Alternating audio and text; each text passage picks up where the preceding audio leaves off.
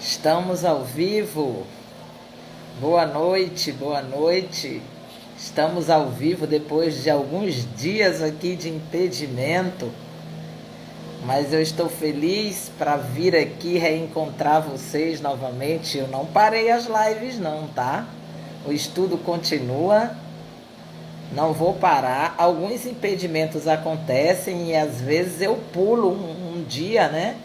Mas faz parte. Quando a gente vai fazer algo de Deus, você não está entendendo o impedimento que acontece. Comigo não tem sido fácil. Estar aqui 3 vezes por semana tem sido uma luta, uma peleja, uma batalha atrás da outra, porque eu já expliquei para vocês vários motivos que eu tenho de às vezes não conseguir mesmo. Eu mudo de lugar, eu mudo de ambiente assim na casa, vou para um lado, vou para o outro.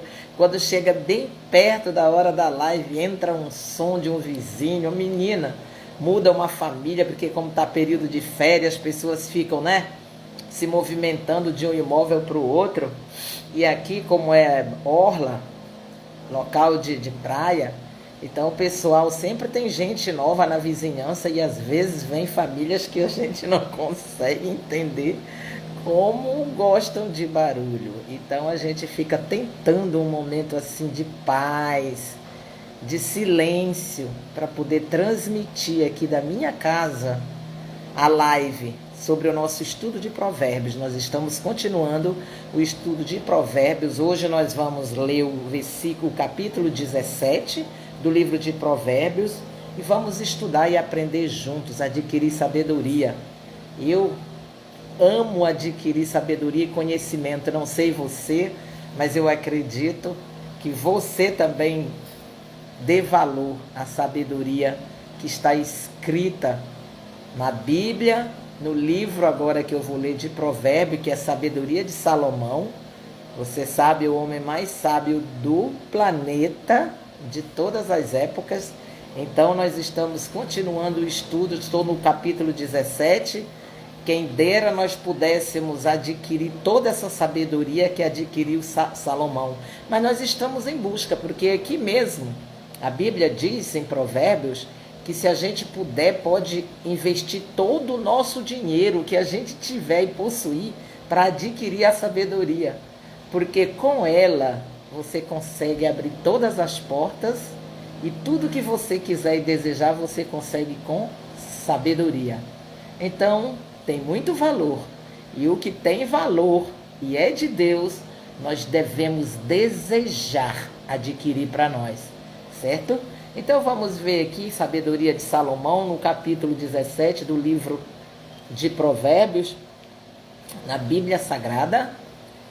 Vamos começar no versículo 1 do capítulo 17. Diz assim: melhor é um bocado seco e tranquilidade do que a casa farta de carnes e contendas. Meu Deus, é forte, não é? Você imagina essa situação? Uma casa cheia de fartura. A carne aqui representa fartura. Muita, muita fartura. Mas, no entanto, não há paz. Brigas, contendas, desavenças, desacordos. Então, dentro desta casa, com toda a fartura do mundo, a palavra que diz, a palavra de sabedoria de Salomão diz, Salomão observou que melhor é ter um bocado seco. Seco significa pouco, um bocado, uma pequena porção, com tranquilidade, né? E tranquilidade, do que a casa farta de carne e contenda. Ou seja, o valor que existe na tranquilidade, na paz, não se compara à fartura, à abundância. Do que adianta ter abundância, ganhar muitas coisas e no fim de tudo não ter tranquilidade nem paz. Então aqui a sabedoria nos ensina que é melhor ter na sua vida o pouco com paz e tranquilidade do que a abundância, onde há contenda, briga, intranquilidade e falta de paz. Continuando no versículo 2 diz: o escravo prudente dominará sobre o filho que causa vergonha, e entre os irmãos terá parte na herança. Ou seja, vamos comparar isso aos filhos de Deus. Vamos comparar essa família que nós temos, a família de Deus, a família cristã. Olha o que diz a palavra: o escravo prudente dominará sobre o filho que causa vergonha, e entre os irmãos ele terá parte na herança. A prudência é algo tão valoroso que nem a posição social ou a posição familiar de alguém tem o valor que tem a prudência. Porque olha aqui, diz que ele governa até o escravo que tem prudência, ele sobrepõe, ele governa. Olha isso, gente, preste atenção o valor que tem a prudência. Ele dominará sobre o filho que causa vergonha, e entre os irmãos ele terá parte na herança. Ou seja, o prudente ainda tem uma posição melhor do que um filho que não é prudente. É impressionante. E ele ainda é herdeiro da herança quando ele é um servo, um escravo prudente, que faz as coisas com prudência. Você entende isso? E aquele filho que faz vergonha ao pai perde a sua posição de governo, de domínio, para um escravo. É vergonhoso um filho perder essa posição diante do seu pai por conta da sua imprudência ou por conta de fazer vergonha ao seu próprio pai. Viu? O valor da prudência. Aqui está se falando da prudência, tanto que a posição do filho é pior do que a do escravo que tem prudência, e ainda adquire bens como se filho fosse, enquanto que o filho que faz vergonha é preterido ao escravo. É incrível, não é? Que sabedoria. Então, se sabemos disso e aplicamos na nossa vida, não deixaremos que essa situação aconteça conosco, verdade? Continuando no versículo 3, o crisol prova a prata e o forno o ouro, mas os corações prova o Senhor.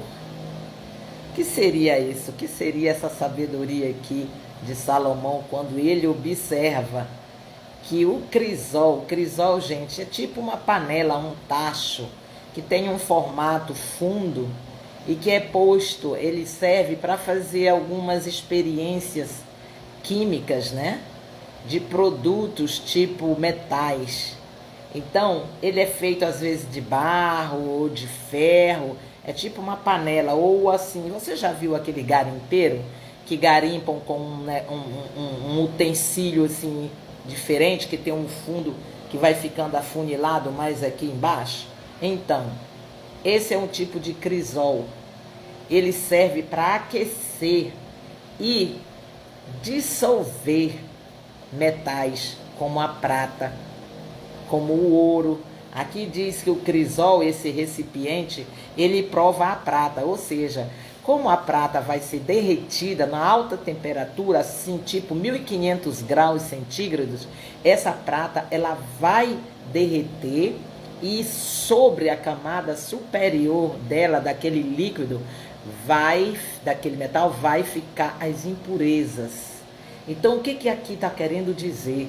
Aqui está falando de purificar, tirar impurezas dos metais. Fala da prata, que é feita dessa maneira, e do ouro também, que é feito no forno, alta temperatura, dissolve o ouro.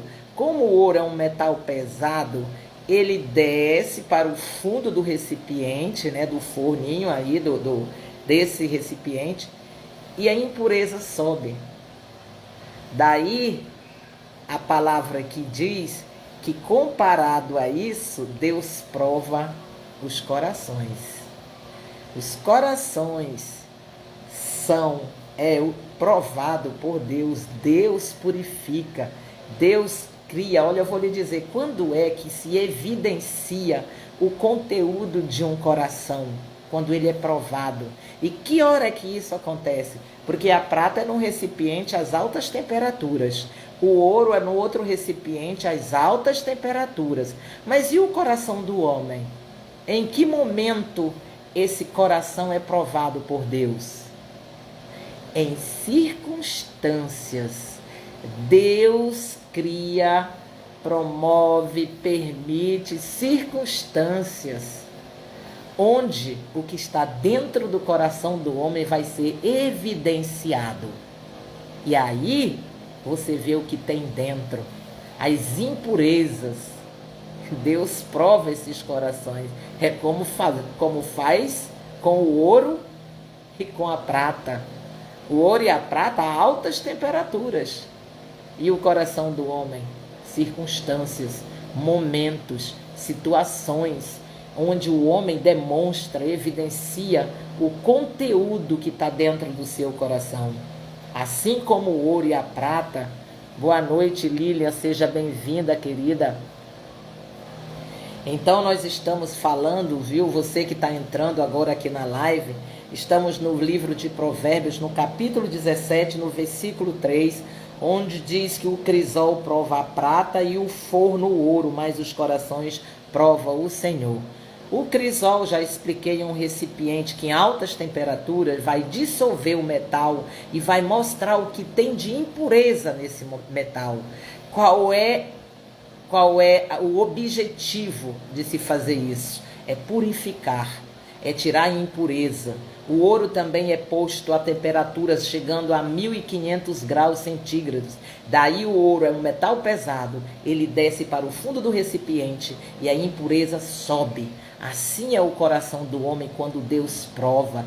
Deus prova o coração do homem não a alta temperatura, nós não vamos ser postos em alta temperatura o nosso coração, mas Deus permite situações e circunstâncias para evidenciar a impureza ou não do que tem dentro do coração.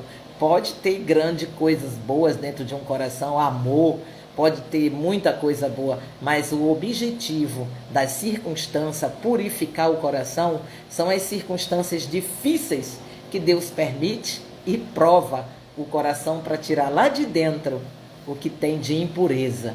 Você entende isso? Essa é a comparação que está sendo feita aqui no versículo 3 do capítulo 17 do livro de Provérbios. Continuando, o 4 diz assim, ó, o malfazejo atenta para o lábio iníquo. O mentiroso inclina os ouvidos para a língua maligna. O malfazejo, o que é o malfazejo? A pessoa que se compraz, né, com o mal, sente prazer em fazer o mal. Esse é o malfazejo. Alguém que sente alegria, prazer em fazer o que não é bom, o que é mal. Então, o que essa pessoa faz? O malfazejo atenta para o lábio iníquo. O iníquo também tem aquele que tem um lábio iníquo, ele e o malfazejo, eles meio que se entendem, né? Porque quem tem o prazer de fazer o mal, vai gostar de ouvir o que sai da boca de um iníquo, de alguém que não tem sabedoria e fala coisas. Iniquidade é um pecado, digamos assim, de uma forma mais agravada, mais agravante. Iniquidade é um pecado com um agravante. Digamos que eu, na área do direito, eu diria que é um homicídio qualificado. Você sabe o que significa um homicídio qualificado? Isso é uma iniquidade. Ou seja, o homicídio simples, ele tem uma penalidade X, mas o homicídio qualificado com agravantes tem um acréscimo de pena. Por isso, a iniquidade é exatamente essa atitude, ó. É como se fosse um pecado de forma agravada. A iniquidade é isso. O iníquo é essa pessoa que comete, já está tão acostumado em cometer pecado que ele já não liga mais para as circunstâncias. Não tem mais, ou seja, sentimento. ele já pratica como uma prática normal diária. Isso é o iníquo. E ele, e diz aqui no 4 que o mentiroso inclina os ouvidos para a língua maligna. Isso já era de se esperar de alguém que profere mentiras, não é verdade? A língua maligna, o lábio do iníquo e a língua maligna só pode combinar com o malfazejo e com o iníquo. Essas coisas combinam. O mal combina com o outro mal. O que escarnece do pobre insulta ao que o criou. O que se alegra da calamidade não ficará impune. Escarnecer do pobre é insultar a Deus. Porque a Bíblia diz que o pobre sempre existirá. E Jesus falou isso, inclusive, que o pobre sempre vai existir. Então é tolice alguém dizer que a pobreza ou o pobre é algo que Deus não se agrada. Não é verdade. Porque Deus criou o pobre. Ele não criou a pobreza, mas ele cria o pobre. A pessoa que nunca vai adquirir riquezas patrimoniais, pessoas que nunca vão adquirir muito dinheiro, essas pessoas sempre vão existir. As classes sociais, elas sempre existirão. Homens tentam colocar todo mundo no mesmo patamar de igualdade, mas mesmo aí existe a injustiça. Mesmo quando você pensa que todos estão vivendo no mesmo patamar de igualdade, isso não é real. Isso nunca vai acontecer. Porque aqui diz, olha, quem criou? Aquele que escarnece do pobre insulta o que o criou. Quem criou o pobre? Você estará insultando quem o criou. Não foi alguém que não ame, não. Foi alguém que ama muito. Deus ama os pobres, os humildes. Deus não ama apenas o rico pela sua riqueza, e nem o pobre pela sua pobreza. Ele ama o pobre porque tem coração, e tem pobre também que não é bom. Entende? Não significa que todo pobre é bonzinho e que é amado de Deus. Mas se for um pobre que Deus o criou e você insulta ele, insulta quem o criou.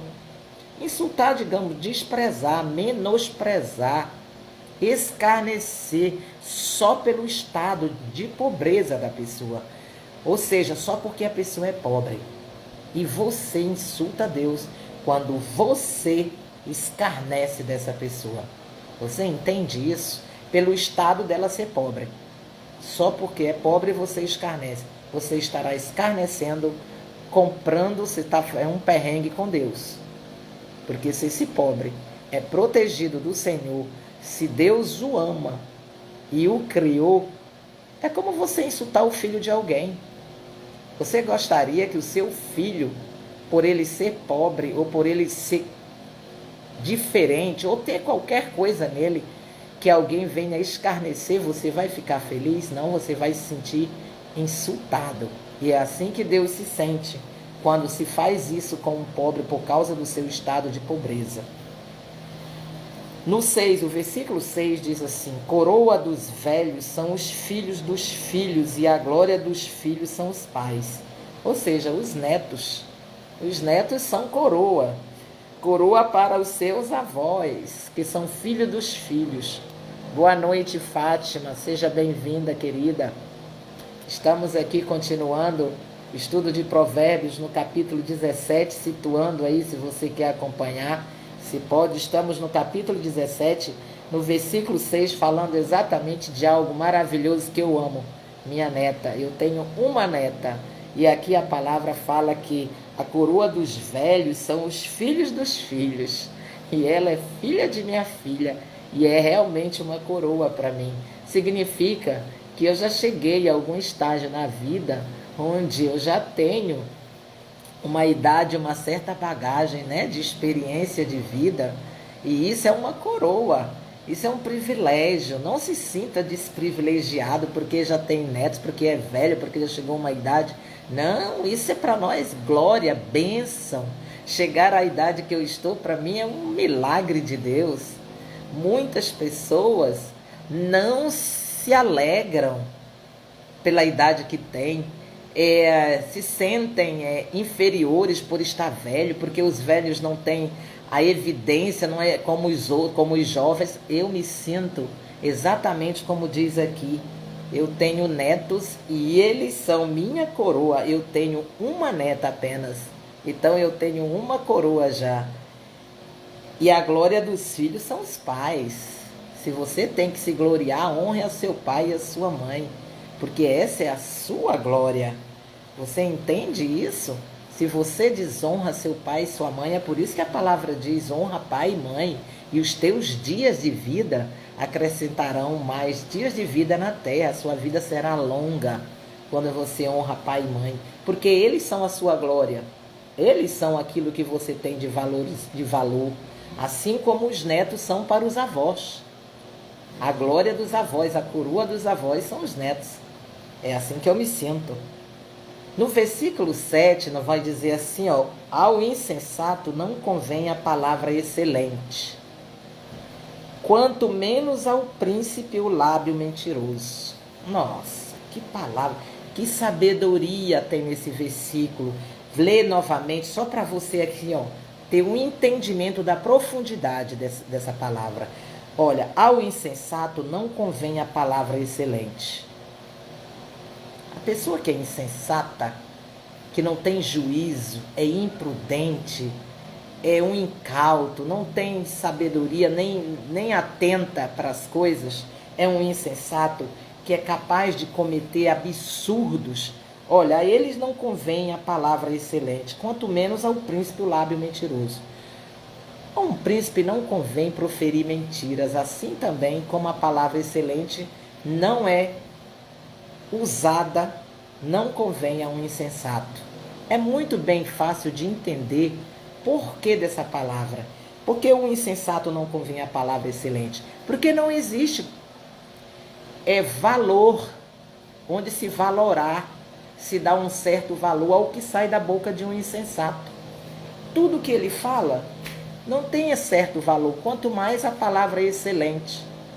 Ninguém vai dizer a um insensato que o que ele disse ou o que ele faz é excelente. Não convém. Mas, da mesma maneira, não convém o príncipe o lábio mentiroso. Não é bonito, não faz sentido um príncipe, alguém que tem uma posição, ou seja, um príncipe aqui no sentido de posição. Você tem uma posição, você não convém ser mentiroso, porque não fica, não ajusta, né? Não fica bonito, não faz sentido uma pessoa que tem uma posição de príncipe, ser uma pessoa educada, uma pessoa de conhecimento, falar mentira, proferir mentiras. Isso não convém. É lícito. Todo mundo pode fazer o que quiser. Mas aqui a palavra diz que não é conveniente. Não convém. Não fica bem, né? Não será bem visto quem profere mentiras, quanto mais numa posição de ser um príncipe. Fala a palavra, continua aqui no 8, diz: pedra mágica é o suborno aos olhos de quem o dá, e para onde quer que se volte terá seu proveito. Olha, gente, olha que profundidade. Vamos ver se a gente consegue aqui discernir esse versículo. É bem profundo, veja bem, pedra mágica é algo que, ó, você entende o que é mágico, né? Algo que acontece, que muda, né, situações. Então diz que pedra mágica é o suborno. Olha, o suborno, ele muda situações. E diz, aos olhos de quem o dá é pedra mágica. Agora veja bem, o que é um suborno? É um presente. Você dá um presente a alguém, suborna alguém, você muda o coração de alguém com um presente, com um suborno, com algo. Agora eu vou lhe dizer, tem duas formas de ver esse versículo. O suborno bom, que é certo e correto, eu vou lhe dar dois exemplos, na Bíblia mesmo. Um está em Gênesis 32, 20. Sabe qual foi o suborno aqui que foi de maneira correta, no momento certo, surtiu o efeito. É um presente que se dá para mudar uma situação ruim, e se torna favorável. Esse é um suborno bom, é um presente bom. Quando Jacó enviou presentes para o seu irmão Esaú, que queria matá-lo. Você lembra disso? De alguma forma, Jacó estava querendo subornar Esaú para tirar a ira, transformar a ira do que estava no coração de Esaú contra ele. Jacó foi muito inteligente. Aquilo ali, aquele presente que ele enviou na frente, antes de ir ter com o irmão, ele disse que aquilo ali poderia mudar o coração e a ira que se encontrava. Boa noite, Marcos, seja bem-vindo. Então você vê que o suborno, de alguma forma, essa palavra, ela tem um sentido que nós já acostumamos que o suborno é algo para fazer injustiça, né? Contra a justiça. Mas, na verdade, quando é doado no sentido de burlar, de adulterar uma situação boa, uma situação de justiça, e fazer-se injustiça através de um suborno. Mas existe o suborno que é um presente que muda o coração de um irado. Nesse caso, Jacó, em Gênesis 32, 20, ele subornou o coração de Esaú com os presentes. Você viu que mudou a situação, né? Aqueles presentes que ele enviou à frente, depois ele veio atrás e fizeram as pazes. Ou seja, aquele presente mudou. Outro exemplo que eu vou dar para você está em 1 Samuel 25, 27. Sabe quando? Quando a mulher de Nabal, Abigail, vai ao encontro de Davi. Eu já citei esse exemplo aqui para você. Quando aquela mulher, desculpa gente, o vento continua aqui, que a gente tem que ter um ventinho e às vezes atrapalha no rosto o cabelo. Então, a mulher de Nabal, Abigail, que foi esposa de Davi, lembra do encontro que ela teve com Davi? Porque o marido dela havia maltratado, afrontado os soldados de Davi quando foram lhe pedir ajuda de alimento. Então, aquela mulher, Davi ficou irado, e aquele homem ia fazer, aquele rei, Davi, estava em guerra, né? Estava com seu exército na floresta, estava sendo perseguido, e estava escondido e não tinha o que comer. E mandou pedir para aquele homem que tinha uma fazenda naquela redondeza, e o homem afrontou e negou o provimento que ele havia solicitado. Então a esposa, quando soube que Davi havia proferido uma sentença de morte para toda aquela casa, toda aquela redondeza, ela sabiamente encheu os depósitos de uma carga e colocou o lombo de um jumento e foi levar a Davi e pediu misericórdia para aquela família, para ela, para sua família e para aquele marido insensato. Ou seja, aqueles presentes depositados aos pés de Davi, como um presente, subornou o coração de Davi, mudou a situação, e aquela sentença que seria uma sentença de ira de Davi foi mudada. Então veja, o suborno aqui como um presente muda o coração de um irado. E às vezes também, você já viu nas situações de relacionamento, como um presente às vezes muda a situação? Isso é um suborno bom. Isso é um presente que vai ter um efeito bom. Porém, praticado com o objetivo de burlar, de comprar, de subornar uma autoridade que tem o dever de fazer justiça, isso é mal. Isso é mal, e é desse suborno que diz, pedra mágica é o suborno aos olhos de quem o dá. Por quê? Porque a pessoa acredita que aquilo vai mudar, é como uma mágica, transforma a situação. E para onde quer que se volte, terá seu proveito.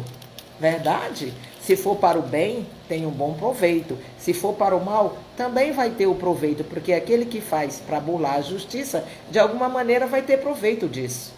Certo? Vai adquirir aquilo que ele quer. seja para o bem ou seja para o mal.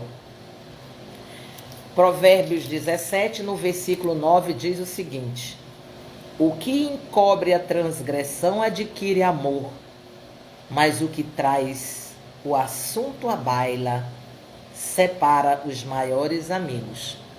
Gente, aqui você pode até pensar o seguinte: o que encobre a transgressão adquire amor.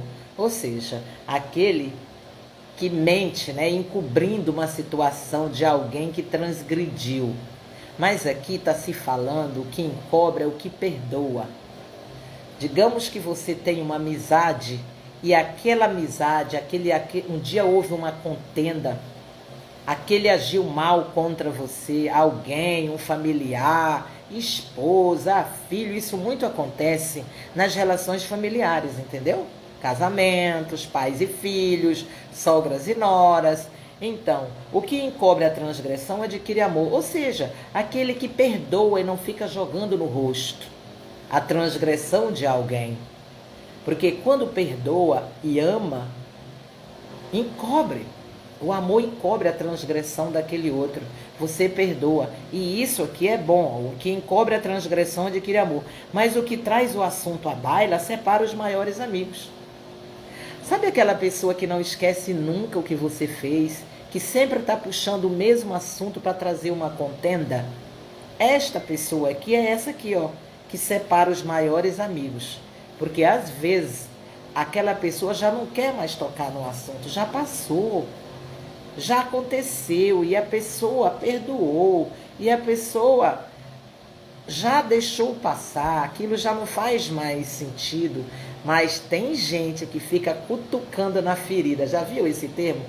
Fica cutucando todo o tempo ali no lugar e traz à baila um assunto velho que já morreu só para arrumar a contenda. É esta pessoa. A gente não está aqui querendo dizer que a gente tem que mentir e encobrir uma transgressão. É que uma transgressão perdoada é encoberta com o amor e com o perdão. Mas tem gente que não faz isso, fica todo o tempo jogando em face, trazendo à baila o mesmo assunto. E esse é o que divide pessoas. Os melhores amigos, às vezes.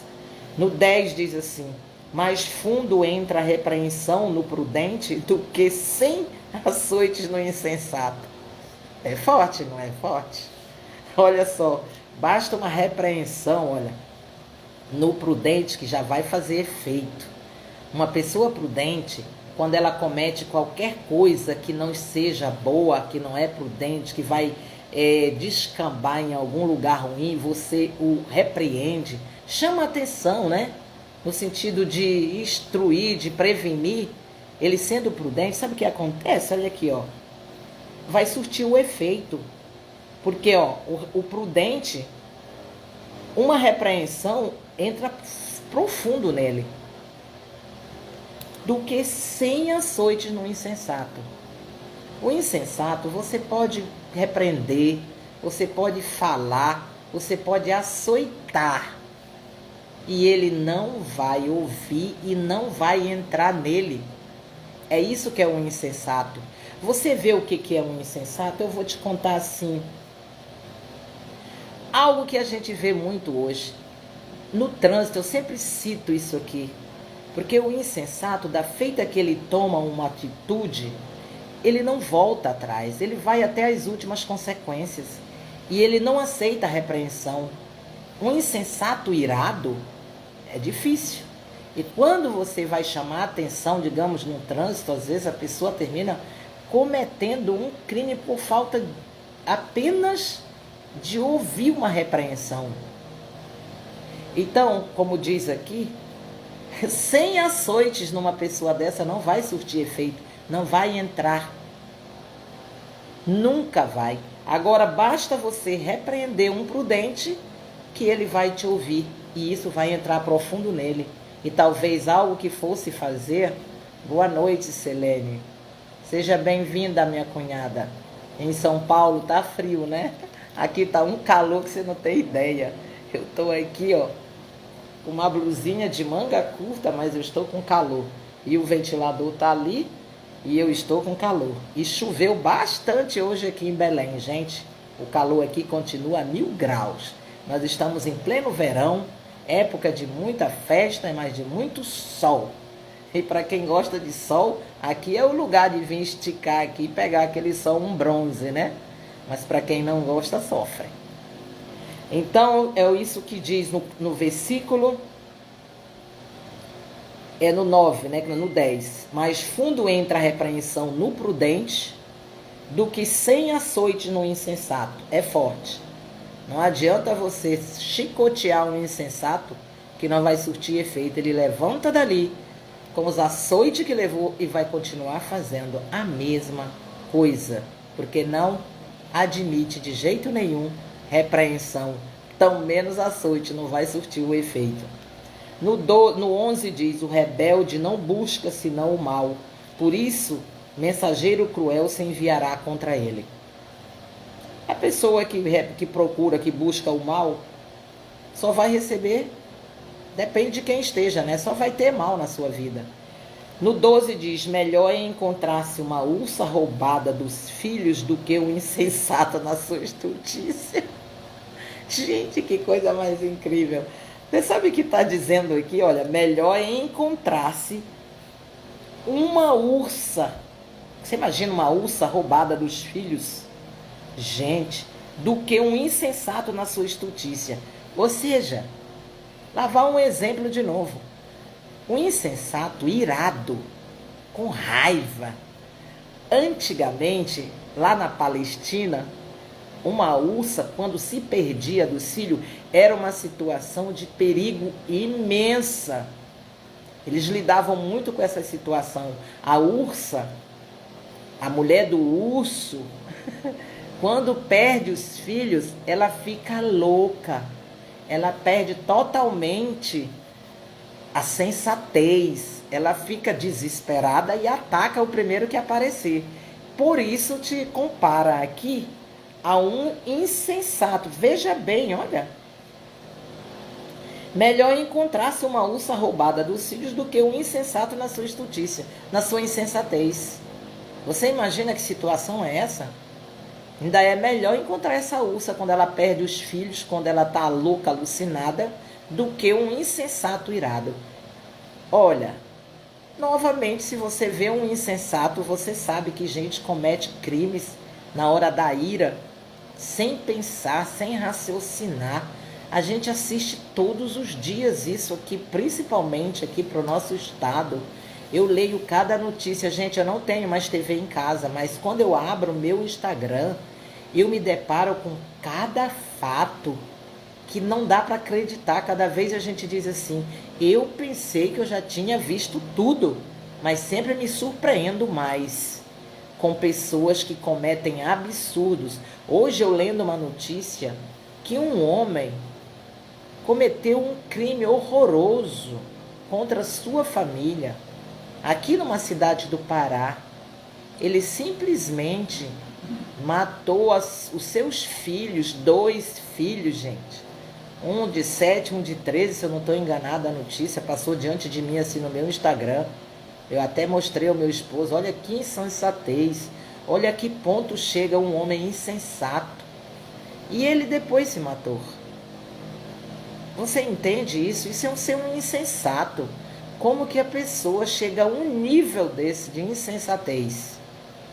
E não adianta, porque você vê se a pessoa está a ponto de fazer isso, qualquer um que for, por exemplo, buscar repreender ele antes dele fazer isso, ele não vai ouvir.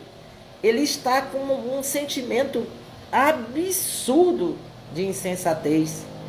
Então, quando uma pessoa vai repreender alguém desse jeito, pode ter contra si essa mesma violência. Oi, boa noite, Vanessa Peixoto. Boa noite, querida. Seja bem-vinda. Nós estamos aqui continuando o nosso estudo no livro de Provérbios, no capítulo 17. Se quiser compartilhar, fazer uma pergunta, escreve aí que eu vou responder. Digita aí para mim. Quiser participar da live aqui, né, e acrescentar algo, um pouco da sabedoria, estamos aqui. E se você quiser, toca nesse coraçãozinho aí, se faz sentido, se você está gostando da explicação aqui, que nós estamos estudando, tá? Eu apenas estou aqui buscando conhecer, buscando uma sabedoria divina e aplicar, porque o conhecimento sem aplicação é só conhecimento, né? Agora, esta sabedoria aqui que vem de Deus, foi doada como um presente para um homem, pode ser doada para nós também, porque a palavra diz, a Bíblia diz que nós podemos pedir sabedoria a Deus. Ele libera e Ele dá de bom grado, deliberadamente, sem jogar em nosso rosto no futuro. Então, nós estamos aqui no livro de Provérbios, esse estudo eu vou até o dia 30, até quando lermos o último capítulo, e aí eu vou ler em outras partes da Bíblia, mas eu me comprometi a ler o livro de Provérbios, estudarmos ele, e se faz sentido para você, aplica na tua vida, porque isso aqui foi experiência de vida de uma pessoa, de alguém que viveu, que alguém que esteve aqui e recebeu de Deus. Quem deu essa sabedoria ao homem que escreveu isso aqui foi Deus. Então ele nos dá sabedoria para nosso dia a dia a gente aplicar em situações, por exemplo, de não agir como um insensato, porque todos nós em algum momento, nós temos momentos que a gente se ira, que nós temos raiva, isso é comum ao homem, ao ser humano, mas Deus exige que a gente tenha o quê? Sensatez, que nós venhamos a ser pessoas que tenhamos sabedoria para não agir só pelos sentimentos. A pessoa que busca o seu autoconhecimento, se conhecer, ela termina descobrindo que ela é capaz sim de controlar seus instintos, de controlar seus pensamentos, porque tudo começa aqui, na maquinar. A pessoa começa e vai levando aquilo mais fundo, quando vê, está cometendo coisas absurdas, por não ser sensata, por não mudar, não conseguir controlar. Hoje se fala muito, hoje em dia, gente, do autoconhecimento, da inteligência emocional. Nada mais é do que conhecer seus próprios sentimentos, conhecer a sua própria mente, o seu próprio eu. O homem que busca o autoconhecimento, ele termina descobrindo dentro de si fórmulas, e lendo a Bíblia, a palavra de Deus, vai encontrar a fórmula correta, sabe de quê? De controlar os seus instintos mais animais, porque nós sabemos que nós somos animal e o que nos diferencia é que nós temos inteligência, diferente do animal que só tem o seu instinto. Então, mas nós temos visto homens que nem se compara a animais, porque tem animais que são mais dóceis do que um homem insensato na hora da sua ira. Ele é capaz de matar a si próprio, ele é capaz de matar a sua prole, a sua família, e depois tirar a própria vida. Hoje eu li uma notícia dessa e eu fiquei estarrecida. A que ponto chega uma pessoa que não sabe controlar os seus próprios sentimentos, que não tem sabedoria, não buscou o Espírito de Deus. Essas pessoas, elas não têm o conhecimento do Espírito de Deus que habita, que é capaz de habitar nelas. Mas para isso, tem que buscar, tem que ler, tem que buscar em Deus. Busca em Deus. Quando você busca dentro de você esse conhecimento que tem que estar dentro de... Quando você se autoconhece, busca, você vai encontrar Deus. Porque você é a criação dele. Você é a imagem e semelhança. E quando o homem termina descobrindo a sua identidade, ele não se sente mais capaz de certas atitudes, porque ele é a imagem e semelhança. Quem sou eu? Sou a imagem e semelhança de Deus. Deus é amor, Deus é misericórdia, Deus é tudo para nós. Então busca você e você encontra Ele. Quanto mais eu leio a Bíblia, mais eu vou conhecendo quem verdadeiramente eu sou. Gente, eu já fui uma pessoa de atitudes assim, não muito de atitudes, mas de pensamentos, de cogitar coisas ruins. Mas no momento em que eu comecei a conhecer a palavra de Deus e saber quem eu sou, Essas coisas foram ficando para trás. A gente se ira, mas Deus diz, irai-vos, mas não pequeis. Porque o que é a ira? A ira é um sentimento que você pode controlar ele e não exteriorizar. Porque a ira posta para o exterior é que vem uma atitude ruim, uma atitude insensata, entende? Mas quando você consegue controlar esse instinto, essa ira dentro de você, você não comete atitudes absurdas. Você é prudente. Então, continuando aqui, ó, sobre a ursa, né? Melhor encontrar-se uma ursa do que encontrar um imprudente, um insensato na sua estultícia. Quanto aquele que paga o bem com o mal, não se apartará o mal da sua casa. Verdade. Porque se ele paga o bem com o mal, o que ele tem na sua casa? O mal. É claro.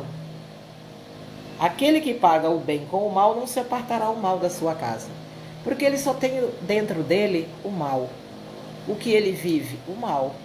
Se ele é capaz de, quando alguém faz o bem, ele retribuir como recompensa algo que não vai fazer bem àquele que o fez bem, ele não tem nada de essência do bem.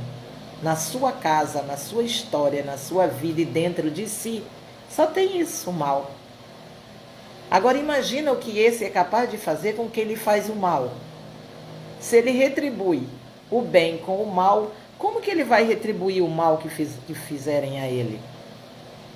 Não tem nem noção. Mas deve ser algo bem terrível. Você não acha?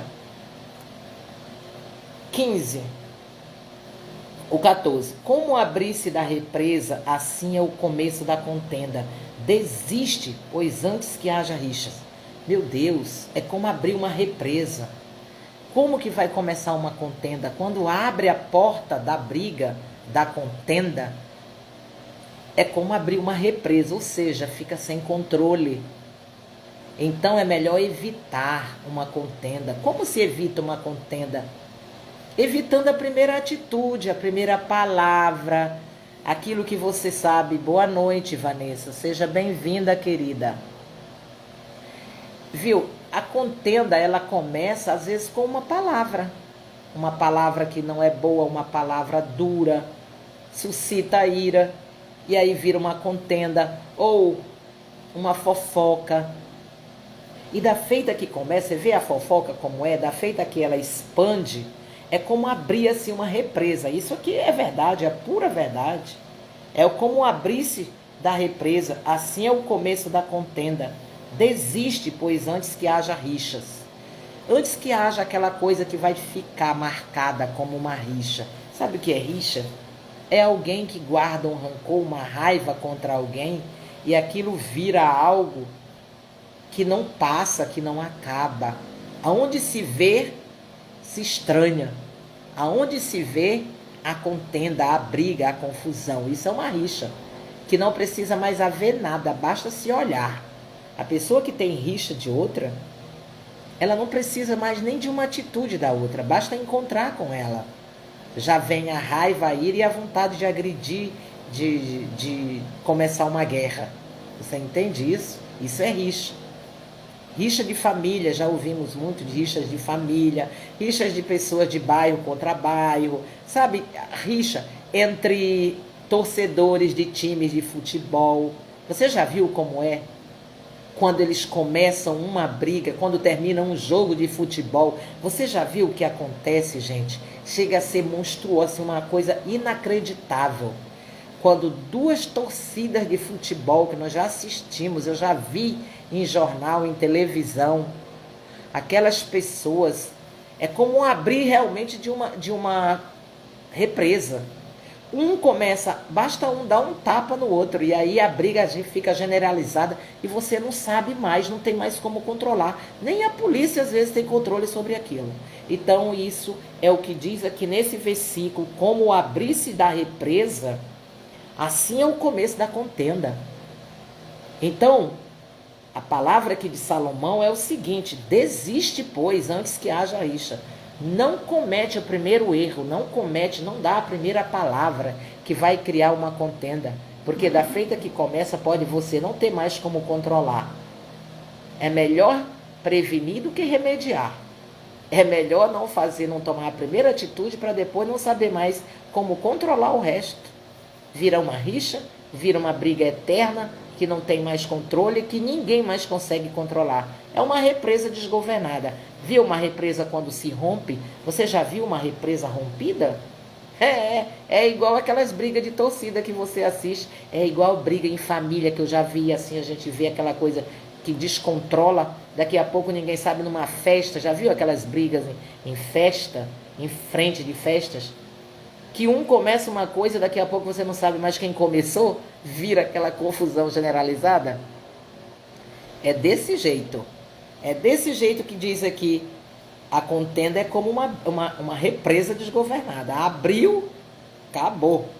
No versículo 15 do capítulo 17, nós estamos estudando, gente, para situar você que entrou agora aí na live, nós estamos estudando o livro de Provérbios, no capítulo 17, nós estamos no versículo 14, que eu terminei de citar aqui, sobre contenda, e agora nós vamos falar do 15, que é o que justifica o perverso e o que condena o justo, abomináveis são para o Senhor, tanto um como o outro. Olha essa comparação. Abominável ao Senhor. O que é abominável ao Senhor? Inaceitável. O Senhor rejeita, execra, é execrável. A pessoa que justifica, olha isso. O que justifica o perverso. Imagina você saber que alguém é perversa, é má, sente prazer no mal, e você justifica esta pessoa, você é abominável aos olhos do Senhor. Olha que sabedoria. A mesma comparação, a mesma pessoa que é abominável ao Senhor é o que condena o justo. Ou seja, defende o perverso e condena o justo. Conhece alguém assim na sua vida? Nem queira conviver ou ter um encontro com uma pessoa assim. Mas eu já assisti. E nós temos um grande exemplo no nosso país, eu nem vou citar, porque nós já estamos habituados a ver injustiça, a assistir injustiças, a ponto de nós querermos justificar que hoje, na vida, no mundo em que nós vivemos, o certo virou errado e o errado virou o certo. Você entende isso? Justificar um perverso é isso.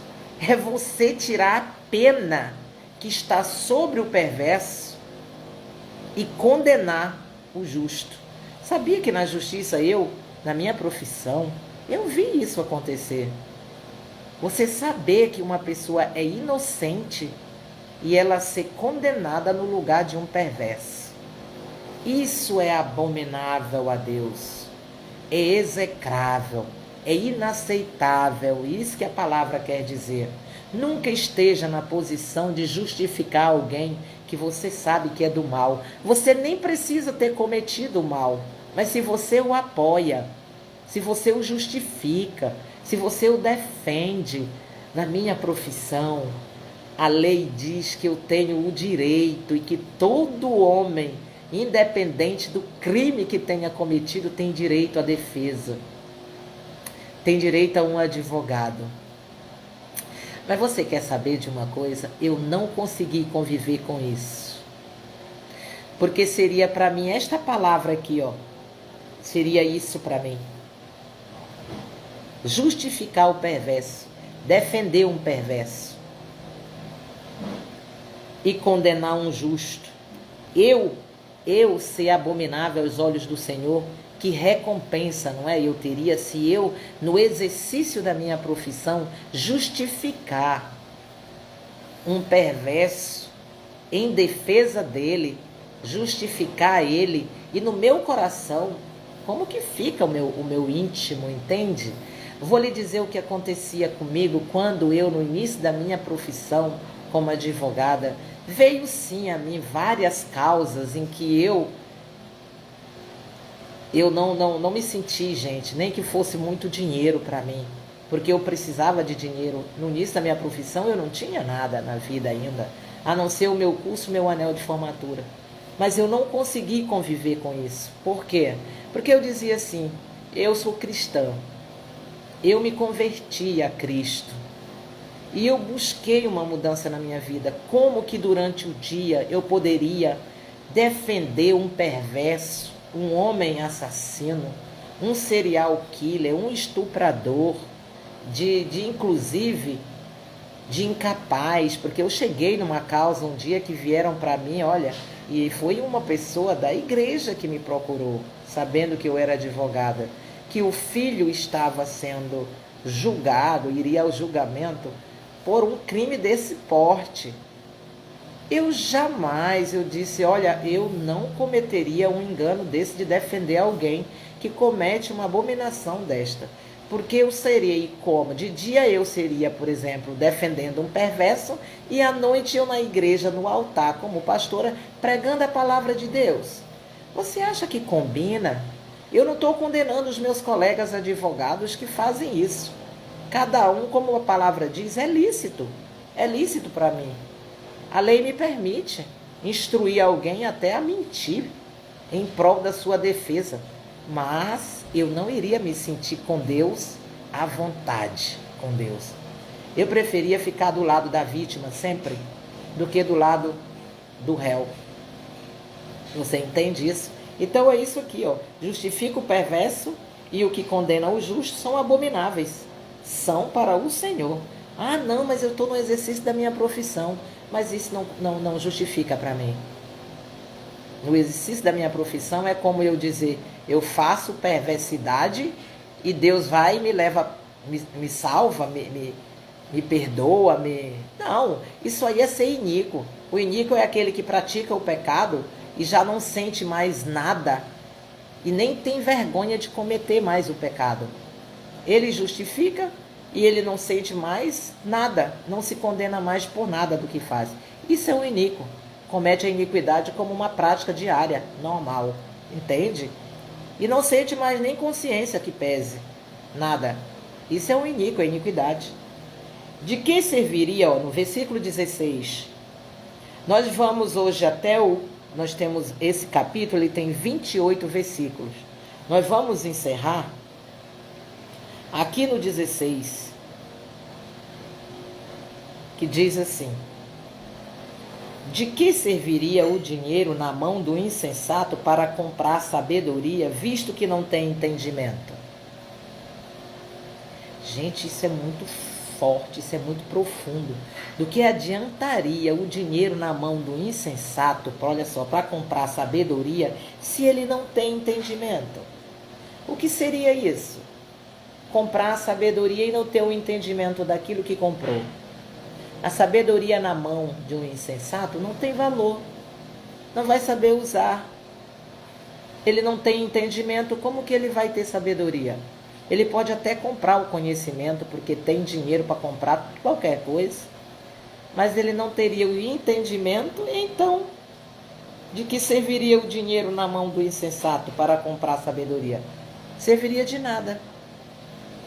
Porque a sabedoria para ele, visto que ele não tem entendimento, não tem valor.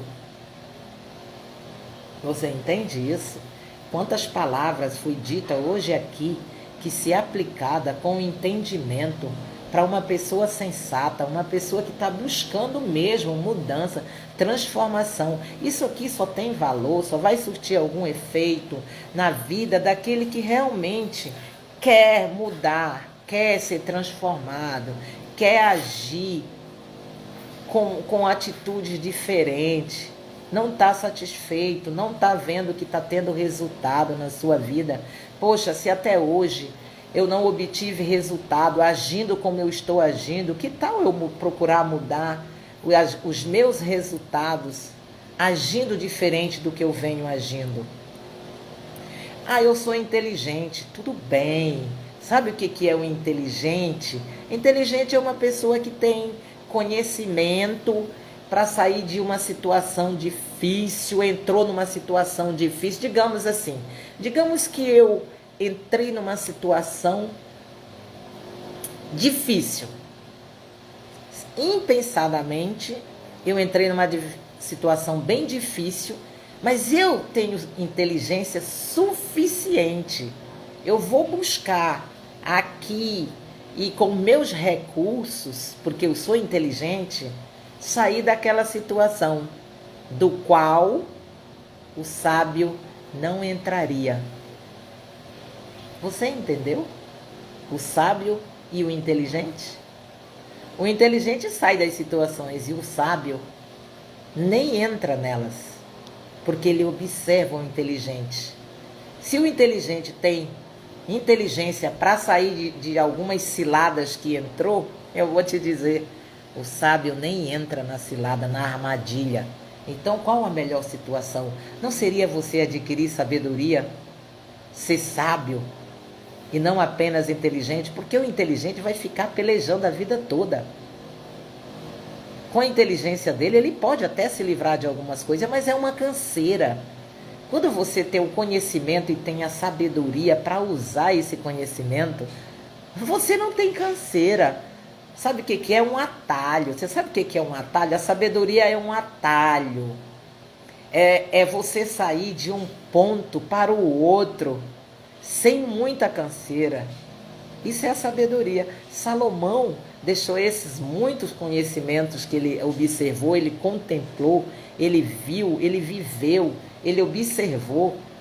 Então ele deixou isso aqui, foi pra gente que quer ter um atalho. Sabe como chegar mais rápido em algum lugar? Sair de um ponto A para um ponto B da sua vida e da sua história, adquirindo sabedoria, porque diz que é mais valiosa do que o ouro e do que a prata. Então se você tem ouro e prata aí, vai, corre, busca sabedoria. Está aqui, ó.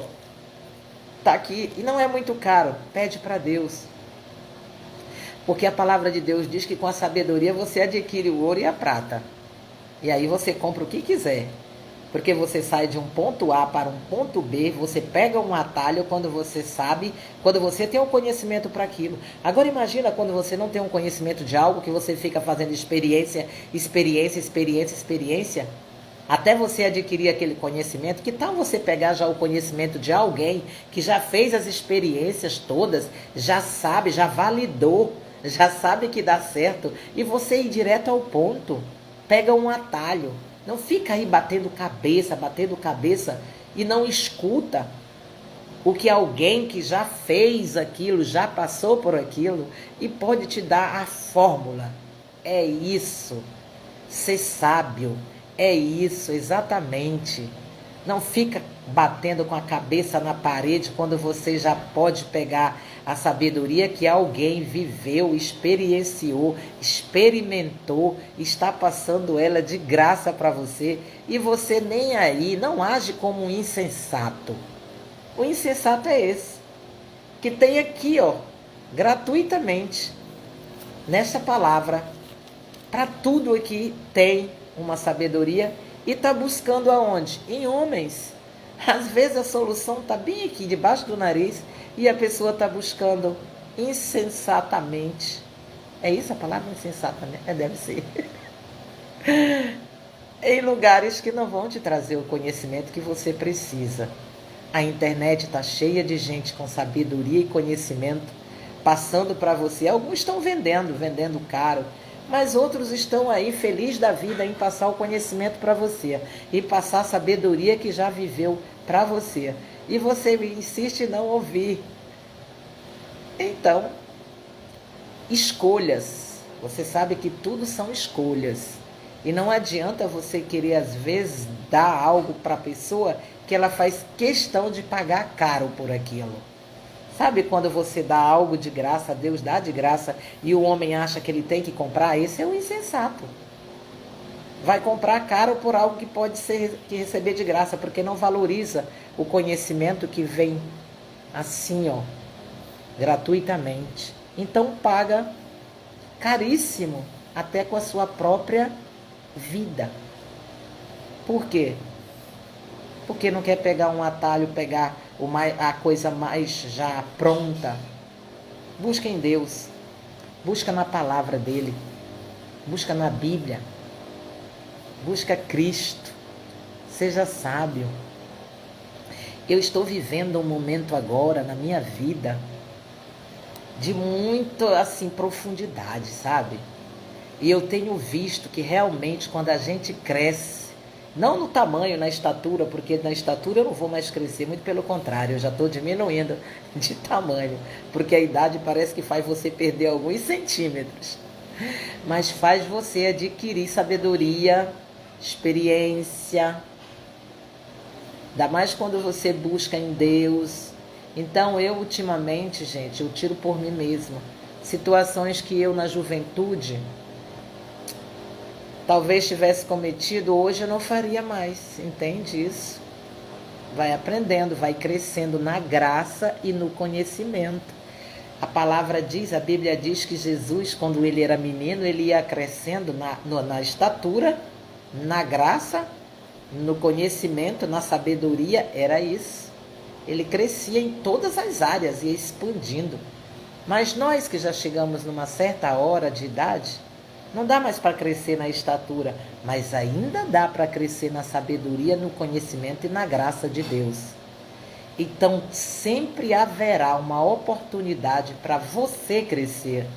Ah, mas eu já estou, sabe aquela pessoa, mas eu já estou velha demais. Ou então eu sou novo demais. Pois olha, crescer na graça e no conhecimento ainda está em tempo. Cresça em sabedoria, na graça, no conhecimento. Esse é o tempo de você crescer. Não é amanhã, não é daqui a um tempo, é hoje. Seja essa pessoa que quer crescer, ser transformada, mudar para melhor. É isso que eu te proponho. Essa é a proposta. E essa proposta não é minha, não. Ela é aqui, ó. É nessa palavra aqui, ó. Tá aqui, ó. É aqui. O que está aqui escrito tem muito valor. Nem ouro, nem prata, nada compra o que está aqui escrito se você der importância. Profundamente, der importância. É muito maravilhoso o tesouro que tem nessas palavras. Você não sabe como para mim é profundo. Eu não sei nem como dizer isso para você. É tão maravilhoso, é tão profundo, é tão forte, é tão poderoso, que não tem como explicar. É só vivendo, é só sentindo, é só percebendo em si mesmo, na sua própria vida. Só faz sentido se você quiser experienciar, se você quiser viver isso. Apenas ouvir e entrar de um ouvido e sair no outro não vai fazer você descobrir. É só quando você se entrega. Se você se entrega e diz, eu quero isso para mim, eu quero viver essa sabedoria, eu quero ver a mudança em mim. Você vai vendo aos poucos, é um processo. Ame o processo da mudança.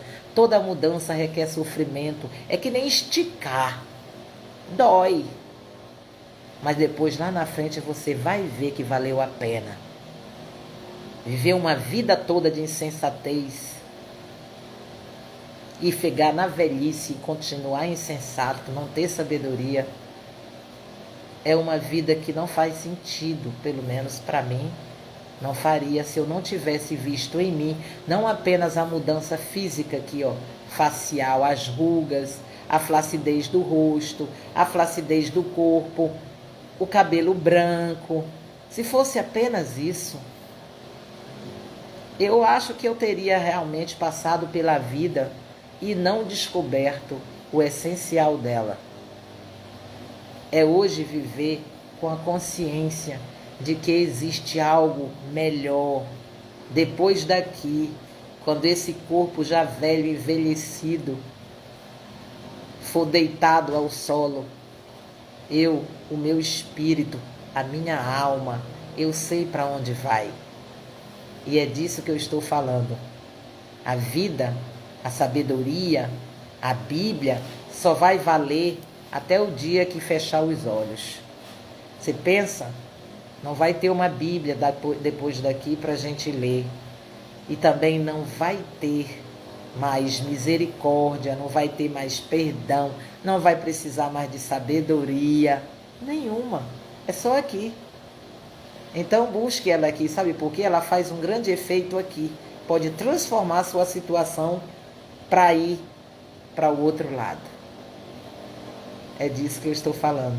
E eu te desejo uma noite maravilhosa de descanso. Reflita, pega um versículo da Bíblia, conversa com o papai antes de dormir. Ele está esperando aquele encontro com você. Não importa que faz tempo que você não fala com ele. Ele está esperando só você dar uma boa noite para ele e dizendo como foi o seu dia. Confidencia, relaciona-se com ele. É relacionamento, sabedoria divina é relacionar-se com ele, com o pai, que dá a sabedoria e dá tudo a você, como filho.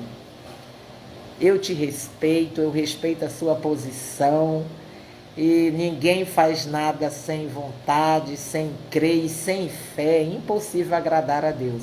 Então, eu deixo aqui uma boa noite para você. Eu te desejo mesmo de coração um descanso em Cristo, em Deus, e um amanhã maravilhoso quando amanhecer o dia. Boa noite. Fiquem todos com a graça de Deus.